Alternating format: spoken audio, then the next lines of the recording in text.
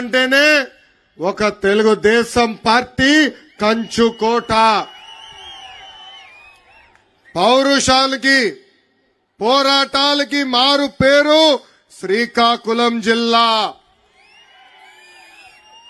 Telugu Desam party హయాంలో ఉత్తరాంధ్రాని job capital of ఇండియాగా చేస్తే ఈ సైకో జగన్ పరిపాలనలో ఉత్తరాంధ్రాని గంజాయి క్యాపిటల్ ఆఫ్ ఇండియాగా ఈ రోజు మార్చేసే పరిస్థితి. అసలు ఉత్తరాంధ్ర ఊపే వేరు. గరిమెల సత్యనారాయణ గారు, సర్దార్ గౌతు లచ్చన్న గారు, ఎర్రం నాయుడు గారు పుట్టిన గడ్డ ఈ శ్రీకాకుళం గడ్డ.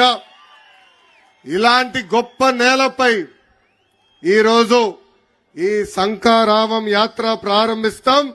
నా అదృష్టంగా భావిస్తున్నా.